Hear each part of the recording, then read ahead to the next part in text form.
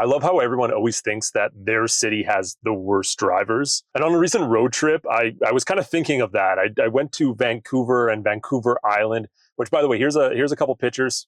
One of the most beautiful places in Canada. And it always seemed like on the Alberta side, I was almost hit multiple times from a-holes trying to get around traffic on a one-lane highway when there wasn't a good chance. And that's why I was pretty stoked. 70 MAI, or MA, I think they're called, sent me one of their new dash cams.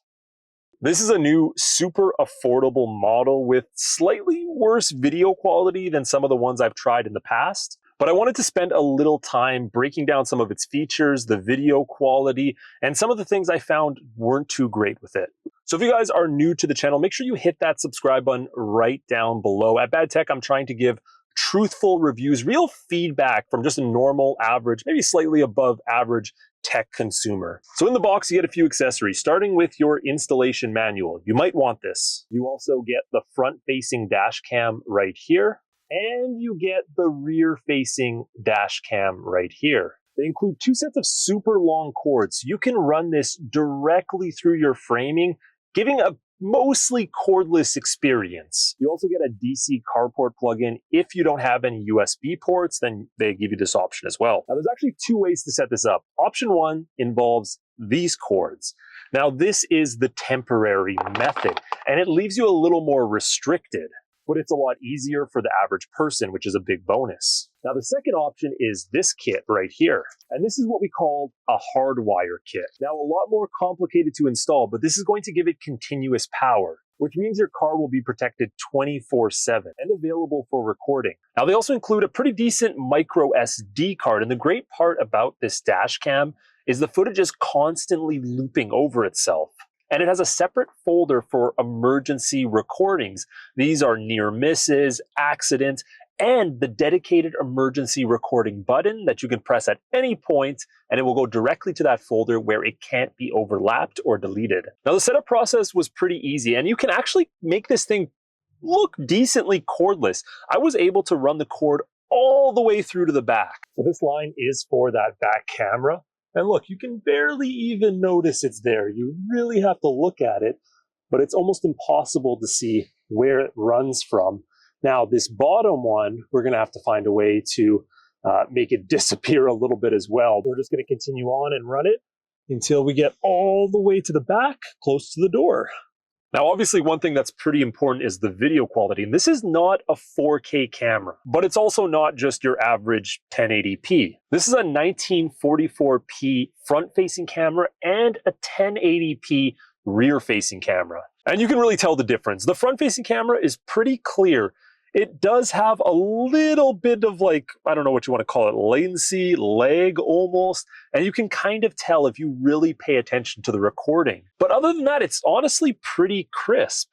It does give a 140-degree viewing angle in the front and 130 in the rear-facing camera. Here you can see some of the details. So if you have to catch a license plate, you can. If you get a screenshot of the picture, you might have to blow it up a little bit, but it's clear enough where you can read that stuff. It's equipped with the Sony Starvos 2 image sensor, which is supposed to give a pretty clear image. And like I said, in the front, it's not bad, but we're not going to sugarcoat things here.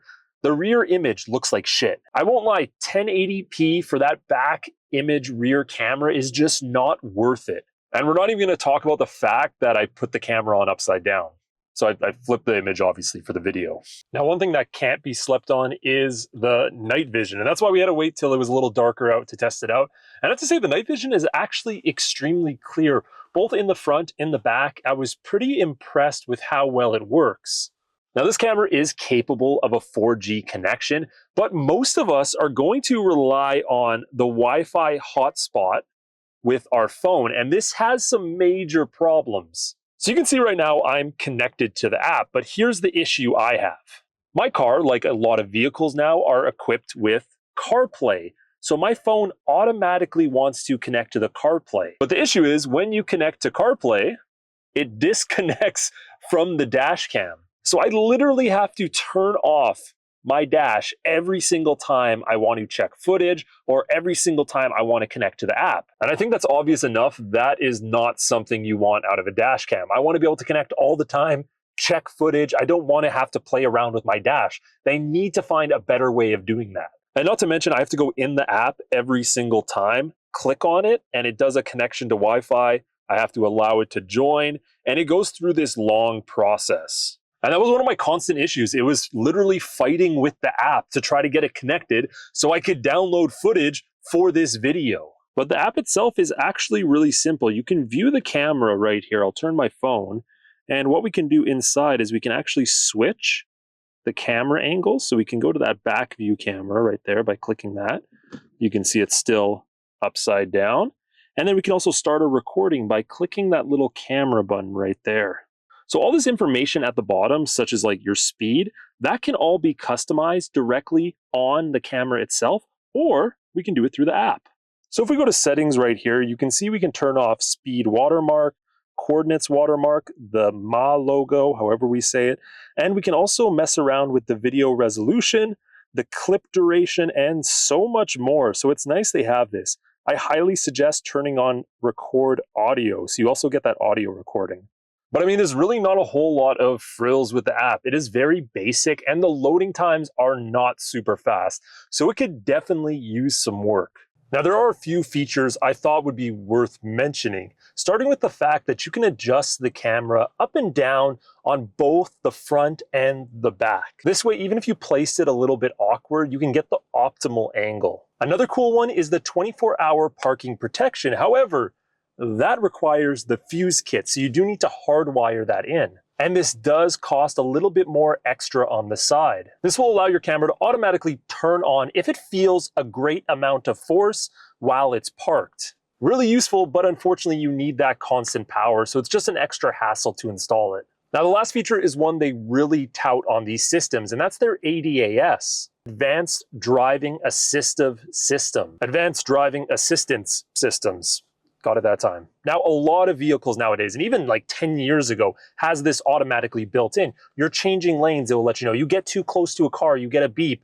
A car gets too close to your rear, you get a beep, right? My car has that loaded inside of it. And this system aims to bring you some of those same features built inside of your dash cam. It's actually really easy to set up. You just have to go through a calibration process. But the unfortunate part is it just doesn't work that well. Most systems built into your car will automatically lower your music while it goes off. This way you can actually hear it if you're already listening to music or a podcast or something like that. Unfortunately, this isn't wired into your audio system, so you don't get your music lowered, and 90% of the time I can't even hear what it's saying. Lane departure. Caution, front car. Not to mention, most of the time it goes off is when a car is just moving slightly forward in front of me. And it has this really quiet voice, which you can adjust, but it still doesn't get very, very loud. And yeah, I'll be honest, this just doesn't work that well. It's an additional feature, but one that I would never use, and honestly, I don't think most people would. So let's talk price, finally. And the complete 2-camera set, so that's the front and the rear, is going to run you around $129. However, it's one of those products that are almost constantly on sale, so you can expect some pretty good deals. If you want the front camera and not the extra back camera that you get with the complete set, it's going to run you around $109.99. This is actually really competitive in the market. However, they already have a 4K camera that's only $50 more. And I'm just not a huge fan of the video quality. Although it is higher than HD, it's just not the crispness I want in those moments that an accident does happen. But the plus side, of course, being that the video files are a lot smaller because it's not 4K. Also, if you look on the market, there are a lot of 4K ones that are only $20 to $30 more that also have pretty good reviews. For me, at the $90 price point, buying just the front-facing camera is probably the best deal. This also saves you a lot of time trying to wire it all the way in the back, which you can do. It's just a little annoying. So hopefully you guys enjoyed this episode of Bad Tech. Let me comment down below if you think this is a dash cam worth getting. And next week, we have a very special review. We have a suitcase TV. It sounds dumb, and yeah, I don't know why I paid $1,500 for it. See you guys in the next one.